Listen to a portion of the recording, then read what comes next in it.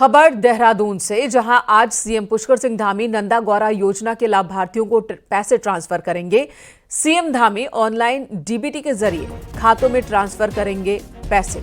10:30 बजे CM camp office में होगा कार्यक्रम और इसके बाद 11 बजे जल संरक्षण पर वर्कशॉप का उद्घाटन करेंगे।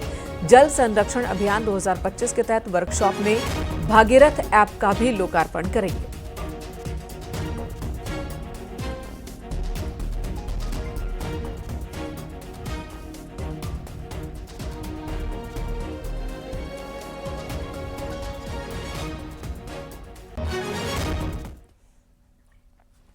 इधर गुरुवार को उत्तराखंड के मेडिकल कॉलेज को अब नर्सिंग अधिकारी मिल गए हैं। दून मेडिकल कॉलेज में नवनियुक्त नर्सिंग अधिकारियों को मुख्यमंत्री धामी ने ज्वाइनिंग लेटर बांटे, साथ ही 26 करोड़ की लागत से बने ऑडिटोरियम का लोकार्पण किया। उन्होंने कहा कि स्वास्थ्य के क्षेत्र में उत्तराखंड आगे बढ़ता जा रहा है और इसमें बड़े काम और किए जाएंगे।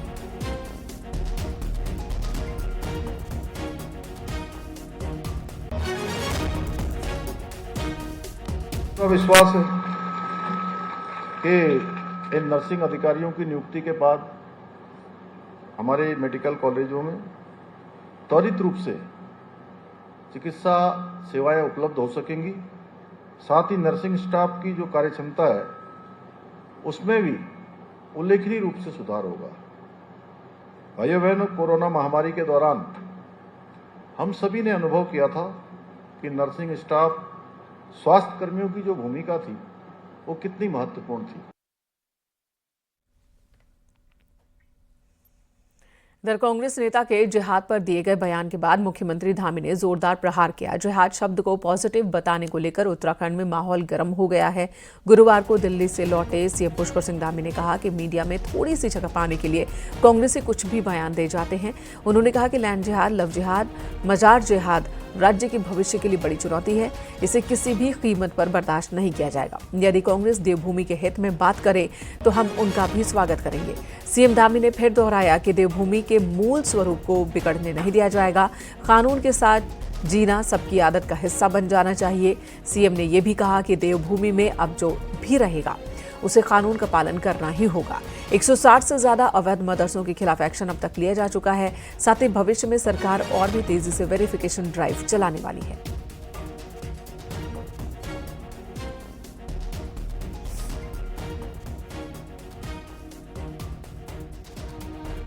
देखिए, कांग्रेस के बारे में मैं यही कहूँगा कि वो हर मामले में केवल और केवल विरोध के लिए, थोड़ी सी अखबारों में हमको जगह मिल जाए इसके लिए वो बयान जारी करते हैं। वो सकारात्मक रूप से कांग्रेस हो, अन्य पार्टियां हो, राज्य के हित में आगे आएंगी, देवभूमि के मूल स्वरूप को बनाए रखने के लिए आगे आएंगी तो हम उनका भी स्वागत करेंगे। लेकिन केवल विरोध के लिए विरोध करना, एक केवल स्टेटमेंट जारी करके कि जो है कहीं हम सुर्खियों में आ जाए और राज्य के साथ इतना बड़ा जो एक बड़ा षड्यंत्र है और एक भविष्य के लिए एक हमारे लिए बड़ी चुनौती है, हम उसको किसी कीमत पर बर्दाश्त नहीं करेंगे। बेंगलुरु में चली राष्ट्रीय स्वयंसेवक संघ की अखिल भारतीय प्रतिनिधि सभा की बैठक खत्म हो चुकी है। ये बैठक 21 से 23 मार्च के बीच हुई और इस दौरान कई राज्यों के लिए अहम प्रस्ताव पास किए गए। विशेषकर चीन और नेपाल की सीमा से सटे हुए उत्तराखंड को लेकर संघ की इस बैठक में विशेष चर्चा हुई। यहाँ के बदलते पर्यावरण से लेकर डेमोग्राफिक बदलाव के बारे में संघ ने चर्चा की और एक रोड मैप तैयार किया। यहाँ तक कि यूसीसी धर्मांतरण कानून को लेकर भी चर्चा की गई।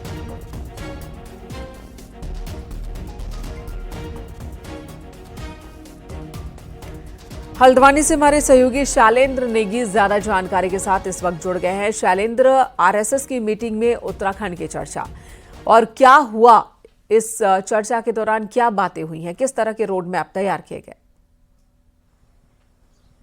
देखिए मेनका जी, वैसे तो जो संघ की ये अखिल भारतीय प्रतिनिधि सभा की बैठक है ये बेंगलुरु में हुई है और 21 से 23 मार्च के बीच में हुई है।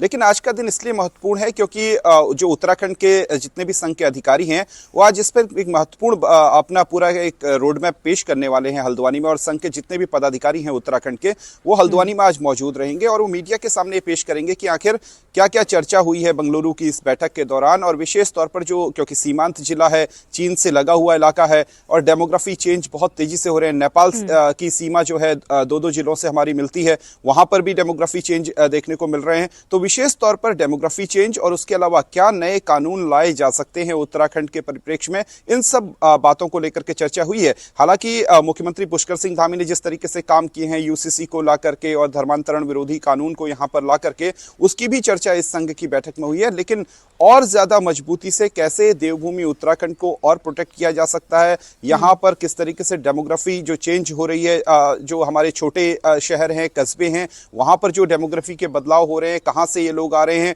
और जो नई तरह की एक हमें इमारतें देखने को मिल रही हैं, तो इन सब पर जो है संघ की इस बैठक में चर्चा हुई है। और संघ का जो रोड मैप होता है वो 1-2 साल का नहीं, अक्सर जो संघ के पदाधिकारी कहते हैं कि वो लॉन्ग टर्म की प्लानिंग करते हैं और यही वजह है कि संघ की जो प्रतिनिधि सभा की बैठक है इसमें एक लॉन्ग टर्म प्लानिंग की गई है उत्तराखंड में कि किस तरीके से लोगों के बीच में अवेयरनेस क्रिएट की जाएगी। विशेष तौर पर जो लोग पहाड़ के लोग जो जमीनें अपनी बेच रहे हैं और उसके कारण डेमोग्राफिक चेंज जो है वो तेजी से पहाड़ में हो रहा है, तो किस तरीके से एक अवेयरनेस लोगों के बीच में पैदा की जाए, जागरूकता अभियान किस तरीके से पैदा की जाए, बिल्कुल सीमांत इलाके से लेकर के वो उत्तर प्रदेश की सीमा से लगे हुए जो इलाके हैं वहां तक किस तरीके से ये बदलाव होने हैं, इस पर संघ की बहुत महत्वपूर्ण चर्चा हुई है। और आने वाले दिनों में जो संघ की शाखाएं प्रदेश के भीतर लगती हैं उनके जरिए किस तरीके से काम कराया जाना है, और भारतीय जनता पार्टी को भी एक तरीके से राष्ट्रीय स्वयंसेवक संघ का ही अंग माना जाता है। तो ऐसे में भारतीय जनता पार्टी की प्रदेश के भीतर सरकार है, वहां किस तरीके से चीजें होंगी, ये सब बातें संघ की इस बैठक में जो चर्चा हुई लगभग वही बात सरकार भी कहती है कि सीमावर्ती इलाकों पर, सीमावर्ती गांवों पर विशेष फोकस है। क्योंकि आप पश्चिम में गुजरात चले जाइए और गुजरात से लेकर पूरे भारत में आप देखेंगे कोलकाता और दूसरी तरफ ओडिशा तक, तो आपको ये समस्या दिखेगी। जो सीमावर्ती इलाके हैं वहां पर डेमोग्राफिक चेंज बहुत तेजी से हुआ है और ऐसे में सरकार के भी फोकस पर है और इधर आरएसएस की मीटिंग में भी इस पर चर्चा हुई है। इधर गुरुवार को हरिद्वार में सिंचाई विभाग की जमीन पर बनी अवैध मजार को बुलडोजर से ढहा दिया गया। रानीपुर कोतवाली क्षेत्र के सुमन नगर में सड़क किनारे एक अवैध मजार बनाई गई थी। यूपी सिंचाई विभाग की ओर से मजार को हटाने के लिए नोटिस भी दिया गया था, लेकिन मजार हटाया नहीं गया, जिसके बाद एसडीएम की अगुवाई में प्रशासन की टीम पहुंची और मजार हटाया गया। प्रशासनिक कार्रवाई के दौरान भारी मात्रा में पुलिस फोर्स की भी तैनाती रही। एसडीएम अजय वीर ने बताया कि ये मजार ज्यादा पुराना नहीं था, नोटिस के बावजूद भी इसे हटाया नहीं जा रहा था, लिहाजा प्रशासन को कार्रवाई करनी पड़ी है।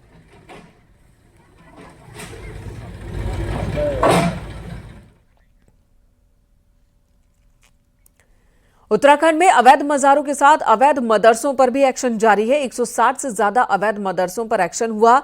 2 मैदानी जिलों के कांग्रेस विधायक मुख्य सचिव से मिले हैं इसी बीच, और पूर्व मुख्यमंत्री हरीश रावत ने कहा कि रमजान और ईद पर उत्तराखंड से देश में सही मैसेज नहीं जा रहा। तो वहीं बीजेपी ने कहा कि जहां आतंकवादी तैयार होते हैं वहां कांग्रेस को कोई कार्रवाई बुरी लग रही है। इसी पर दिखाते हैं आपको ये रिपोर्ट।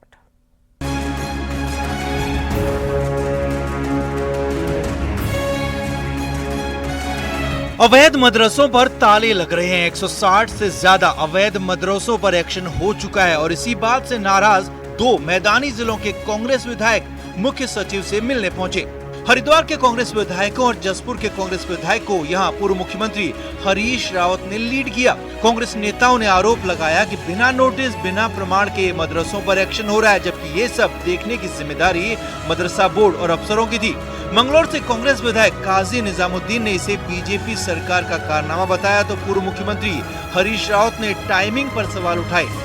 हरीश रावत के मुताबिक रमजान में मदरसों पर एक्शन से उत्तराखंड का देश में सही मैसेज नहीं जा रहा। कोई कार्रवाई करनी हो किसी भी संस्था के विरुद्ध तो एक नोटिस देना बनता है कि आप ये नोटिस है, ये इस कानून का उल्लंघन किया जा रहा है, और समय सीमा देनी पड़ती है कि भाई इस समय सीमा के अंदर अगर आपने जवाब नहीं दिया तो आपके विरुद्ध कार्रवाई की जाएगी, कानूनी कार्रवाई की जाएगी। तो कोई नोटिस नहीं। इनको आप अवैध मदरसे कह रहे हैं, ये वो मदरसे हैं जिस तरीके से शिक्षा विभाग के अंदर जब प्राइवेट कोई संस्था खड़ी होती है तो कमेटी बनती है और वो आवेदन करते हैं, और आवेदन करने के साथ वहां अपनी कमेटी का गठन करके काम शुरू करते हैं। तो ये मदरसे भी इसी तरीके से जो है अपना काम प्रारंभ करते हैं। देवभूमि उत्तराखंड को अवैध गतिविधियों का अड्डा नहीं बनने दिया जाएगा। ये बात बार बार मुख्यमंत्री पुष्कर सिंह धामी कह रहे हैं। उसी का नतीजा है कि अवैध मदरसों के नाम पर चलने वाली दुकानें बंद हो रही है।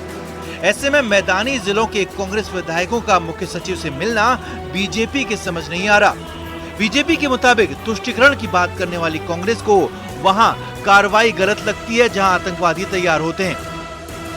देखिए, कांग्रेस की दिक्कत ये है कि कांग्रेस ने आज तक तुष्टीकरण की नीति जो राजनीति की है, और मैं समझता हूं कि अवैध मदरसे हों या अवैध कोई भी शिक्षण संस्थाएं हों, अगर उनमें गलत क्रियाकलाप हो रहे हैं तो सरकार का दायित्व होता है कि उसको रोकना, और सरकार को निगरानी में ही सारी शिक्षण संस्थाएं चलती हैं। अवैध मदरसों पर धामी सरकार का चाबुक चल रहा है तो मैदानी जिलों की राजनीति करने वाले कांग्रेस विधायकों को मदरसों के साथ सियासत की भी चिंता सता रही है। देहरादून से न्यूज़ 18 के लिए दीपांकर भट्ट की रिपोर्ट।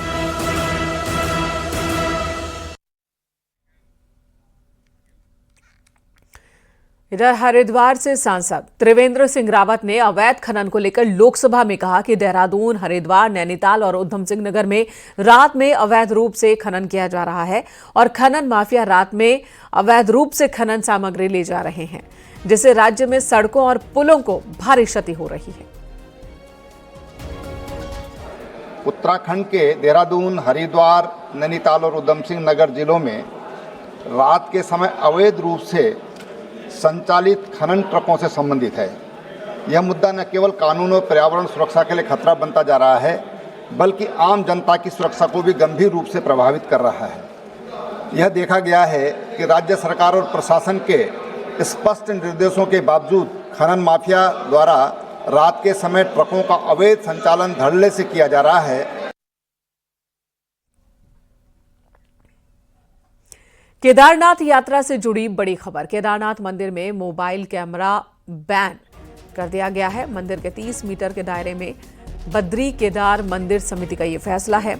रील, फोटोग्राफी, वीडियोग्राफी पर प्रतिबंध रहेगा।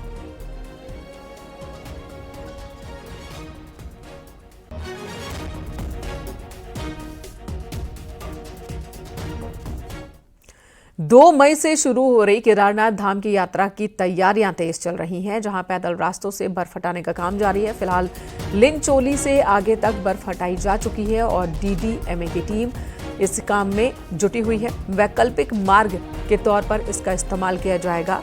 श्रद्धालुओं को इस बार भीमबली से एक और नया पैदल रूट मिलने वाला है। दरअसल 2013 की आपदा में ये मार्ग क्षतिग्रस्त हो गया था, जिसके बाद भीमबली से लिंचोली नए रूट का निर्माण किया गया, लेकिन अब भीमबली से रामबाड़ा और गरुड़ चट्टी तक नए पैदल मार्ग बनाने का काम चल रहा है। जो 6 से 8 फीट चौड़ा ये पैदल मार्ग लगभग 4.5 किलोमीटर से ज्यादा तैयार हो चुका है।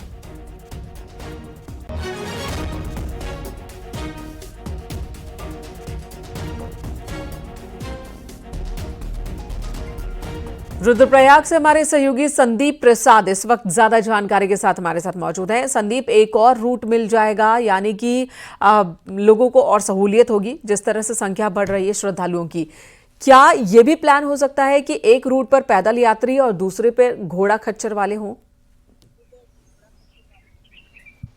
जी बिल्कुल, आपको बता दूं क्योंकि 2 मई से केदारनाथ की यात्रा शुरू हो रही है और अब जो 1 महीने का समय है इसमें तैयारियां तेजी से चल रही है। और खासकर जो बात आप कर रहे हैं, 2 रूट वहां पे तैयार की जा रही है, क्योंकि एक 2013 की आपदा के बाद जो पुराना रूट था रामबाड़ा भीमबली से रामबाड़ा और गरुड़ चट्टी वाला, वो क्षतिग्रस्त हो गया था और अब उस रूट को तैयार किया जा रहा है और लगभग 4 किलोमीटर रूट ये तैयार हो चुका है। लगभग 6 से 8 फीट इसकी चौड़ाई है और इसलिए भी ये रूट तैयार किया जा रहा है कि अगर एक जो दूसरा लिंचोली वाला रूट है जहां से यात्रा चलती है, तो वहां कहीं ना कहीं यात्रा के दौरान जब भीड़ ज्यादा हो जाती है और जो घोड़े खच्चर होते हैं, डंडी कंडी वाले संचालित करते हैं और उसके बीच जो पैदल यात्री होते हैं उनको काफी दिक्कतें होती हैं। तो कहीं ना कहीं ये जो जिला प्रशासन और शासन का ये कहीं ना कहीं एक विकल्प के तौर पे ये वैकल्पिक मार्ग तैयार किया जा रहा है, ताकि यहाँ एक तरफ घोड़े खच्चर और दूसरी तरफ पैदल जो श्रद्धालु है वो यात्रा कर सके और आसानी से सुरक्षित और सुगम यात्रा कर सके।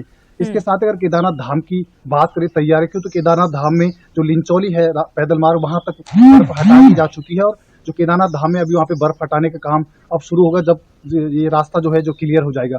यहाँ तक अगर बात करें तो गौरीकुंड से लेकर और प्रयाग और गुप्तकाशी के बीच जो सड़क मार्ग है वहां पर भी इन दिनों नई पार्किंग तैयार की जा रही है, ताकि जो वहाँ पे जाम की समस्या लगती है, लगभग 16 से 17 किलोमीटर का ये पैच है और इस पे जाम की बहुत बड़ी समस्या जून और जुलाई माह में होती है, जब अत्यधिक यात्रा यहाँ पे होती है। तो कहीं ना कहीं यहाँ पार्किंग की समस्या को भी दूर किया जा रहा है। इसके साथ ही जो स्लाइडिंग जोन है उनको भी एनएच के अधिकारी को सख्त निर्देश वहाँ पे दे दिए गए कि जो स्लाइडिंग जोन है उसको ठीक किया जाए, सिंकिंग जोन है उनको ठीक किया जाए, ताकि यात्रा शुरू होने से पहले सभी व्यवस्थाएं बिल्कुल। और वक्त बहुत कम दुरुस्त रह गया है, सिर्फ 1 महीने का वक्त है और इसी 1 महीने में अब सारा काम पूरा कर लेना होगा। धन्यवाद आपका संदीप, पूरी जानकारी देने के लिए। इधर अगली खबर चारधाम यात्रा से जुड़ी खबर ही है। तैयारियां बहुत तेजी से चल रही है। केदारनाथ पैदल रूट पर 2013 की आपदा में ध्वस्त हुए पैदल मार्ग को ठीक किया जा रहा है और उम्मीद है कि यात्रा शुरू होने से पहले ये मार्ग बनकर तैयार हो जाएगा। अगर ऐसा होता है तो एक और वैकल्पिक मार्ग मिल जाएगा, जैसा कि हमारे सहयोगी ने भी बताया। और गढ़वाल कमिश्नर विनय शंकर पांडे का कहना है कि रामबाड़ा से केदारनाथ तक इस मार्ग का 80% काम पूरा हो चुका है। मौसम ने साथ दिया तो ये काम यात्रा से पहले पूरा कर लिया जाएगा।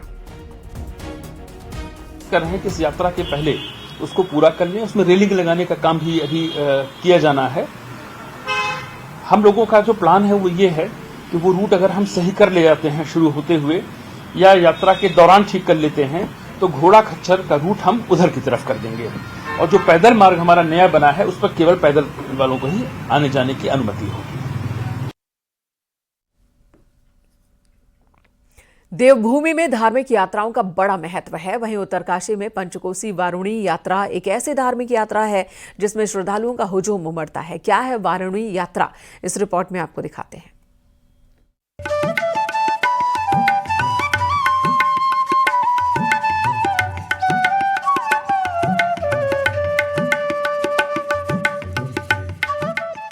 उत्तरकाशी में 15 किलोमीटर की पैदल वारुणी यात्रा में भारी तादाद में श्रद्धालु शामिल हुए। हर साल पंचकोसी वारुणी यात्रा का आयोजन होता है।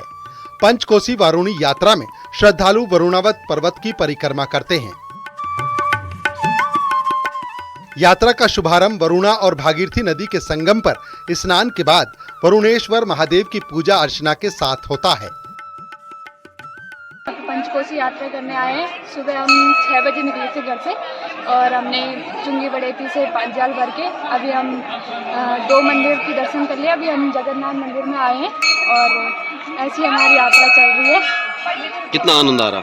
बहुत अच्छा लग रहा है। मतलब तो ये है कि नौकरी मिल जाए, घर में सुख शांति बनी रहे, जो भी आपको सभी की मनोकामना पूरी होती है। कितनी बार कर दिया आपने? मैंने 3 बार पूरी कर दी, इसमें 4थी बार है। मैंने बड़ा सुना है इसके बारे में। 14-15 किलोमीटर की यात्रा है, बहुत सारे इसके बीच में मंदिर पड़ते हैं।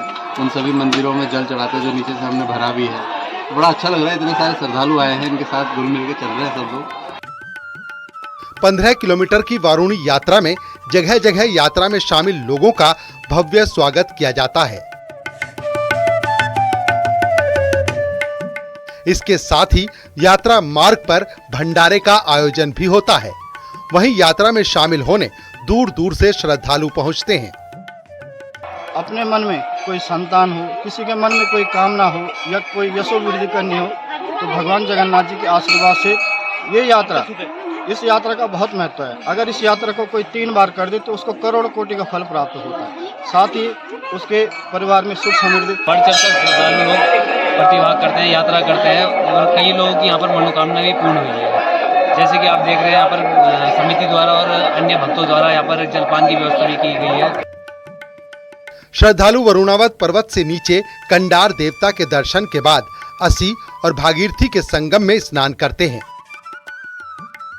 और वहां से लक्षेश्वर, परशुराम, अन्नपूर्णा, भैरव के बाद आखिर में श्री काशी विश्वनाथ के दर्शन करने के साथ ये यात्रा संपन्न होती है। न्यूज़ 18 के लिए उत्तरकाशी से बलबीर परमार की रिपोर्ट।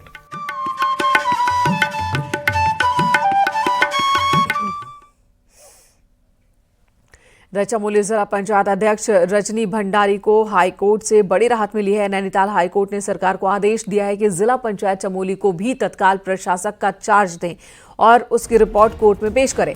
अब हाईकोर्ट 1 अप्रैल को मामले की सुनवाई करेगा। आपको बता दें, दिसंबर 2024 को जिला पंचायत अध्यक्षों का कार्यकाल खत्म हो गया, तो सरकार ने जिला पंचायत अध्यक्षों को ही प्रशासक नियुक्त कर दिया, जिसके बाद जनवरी 2025 में सरकार ने चमोली जिला पंचायत अध्यक्ष रजनी भंडारी से चार्ज वापस ले लिया और कहा उनके खिलाफ केस चल रहा है। इस आदेश को रजनी भंडारी ने हाईकोर्ट में विशेष अपील के जरिए चुनौती दी, जिस पर अदालत ने आज उनको चार्ज लेने के निर्देश दिए। लर्नेड सिंगल जज ने उसमें सिर्फ काउंटर कॉल किया था, फिर उसमें हमने अपील करी और ऑनरेबल हाई कोर्ट ने आज उस मैटर में संज्ञान लिया और सरकार को कहा है कि इनको इमीडिएटली चार्ज दिया जाए एडमिनिस्ट्रेटर का और 1 तारीख को रिपोर्ट किया जाए कि चार्ज दिया नहीं दिया।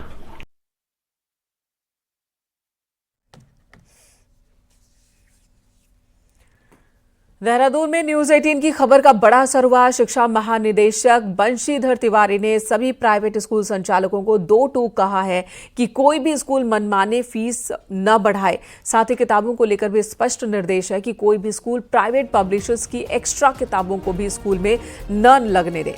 दरअसल न्यूज 18 ने खबर दिखाई थी कि किस तरह से प्राइवेट स्कूल संचालक एजुकेशन सेशन में 20 से 40% तक की फीस बढ़ोतरी कर रहे हैं। साथ ही प्राइवेट पब्लिशर्स की बुक भी स्कूलों में लगाई जा रही है और ऐसे में खबर का संज्ञान लेते हुए सभी मुख्य शिक्षा अधिकारियों को जिला में चेकिंग के निर्देश दिए गए हैं।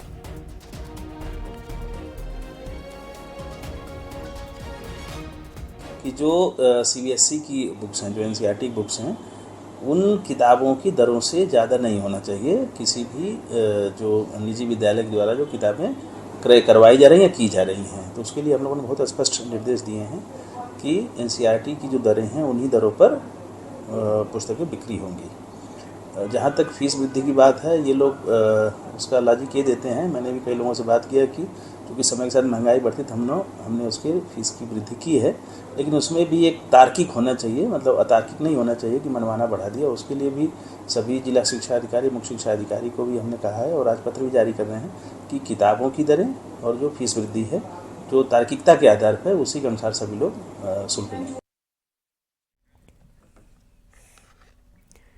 देहरादून से बड़ी खबर आ रही है, जहां पर पेरेंट्स आज डीएम से करेंगे मुलाकात। फीस बढ़ोतरी के मुद्दे पर डीएम से मुलाकात करेंगे। पेरेंट्स डीएम से सुबह सुबह मिलने पहुंचेंगे। देहरादून में कई स्कूलों ने अपना फीस बढ़ाया है। शिक्षा विभाग के ऑर्डर के बावजूद फीस बढ़ोतरी की गई है, जिसे लेकर ही अब पेरेंट्स ने मन बनाया है डीएम से मुलाकात करने का।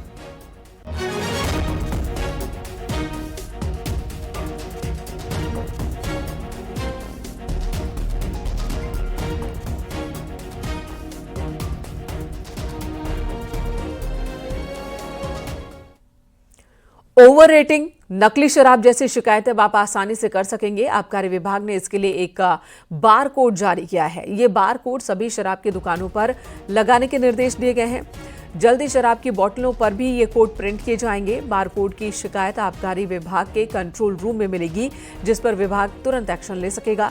आबकारी आयुक्त हरिचंद्र सेमवाल ने बताया कि मैदानी जिलों में 24 घंटे और पहाड़ी जिलों में 48 घंटे में एक्शन लिया जाएगा। वहीं गलती होने पर विभागीय ऑफिसर से लेकर शराब बेचने वाले के खिलाफ कार्रवाई की जाएगी। विभाग के द्वारा, आबकारी विभाग के द्वारा QR कोड लॉन्च किया गया है, जो सभी दुकानों पर और जैसे कि अभी चर्चा चल रही है, सभी शराब की बोतलों पे जो लेबल लगते हैं उस पर वो विद्यमान रहेगा। उस पर स्कैन करके हमारे पोर्टल पे कोई भी शिकायत इसके संबंध में कर सकता है। अगर उसके साथ मिसबिहेव हो रहा है या इनजस्टिस हो रहा है या ओवर रेटिंग शिकायतें हो रही हैं, किसी भी तरीके का आबकारी विभाग से संबंधित अगर है, उसको लगता है कि उस बात जानकारी में आना चाहिए, उस पर कार्रवाई होनी चाहिए, तो उस पर विभाग ध्यान देगा। फिलहाल इस बुलेटिन में इतना ही, लेकिन जाते जाते नजर पहाड़ की 10 बड़ी खबरों पर डालते हैं। रामनगर में बेकाबू कार सड़क के नीचे पलट गई। हादसे में एक शख्स की मौत हो गई, जबकि एक कार सवार जख्मी हुआ।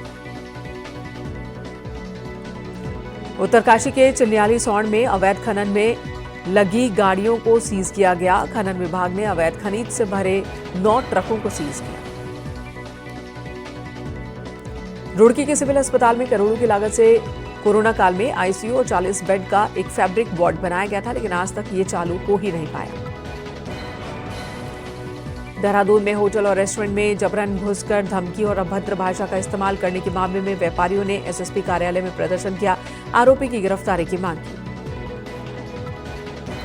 वन्य जीवों के आतंक से परेशान कॉर्बेट की सीमा से लगे गांवों के ग्रामीणों ने रामनगर तहसील में प्रदर्शन किया, धरना दिया। हरिद्वार के लालढांग में पानी की किल्लत से परेशान आम लोगों ने जल संस्थान कार्यालय पहुंचकर टंकी पर चढ़कर विरोध प्रदर्शन किया। विकासनगर में राजकीय पीजी महाविद्यालय के राष्ट्रीय सेवा योजना टीम ने खादर बस्ती का सर्वेक्षण किया। खादर बस्ती में ग्रामीणों को कई बीमारियों का सामना करना पड़ रहा है। उत्तरकाशी में मां नागड़ी देवी मंदिर में सैकड़ों श्रद्धालुओं ने दर्शन किए। मंदिर तक की पैदल दूरी 9 किलोमीटर की है। सेवा, सुशासन और विकास के 3 साल पूरा होने पर रुड़की के मंगलौर में कार्यक्रम आयोजित किया गया, जिसमें कई विभागों के स्टॉल लगाए गए। धामी सरकार के 3 साल पूरा होने पर मौके पर पिथौरागढ़ में सेवा, सुशासन और विकास सप्ताह जारी है। इस मौके पर मुनस्यारी में कई कार्यक्रम किए गए।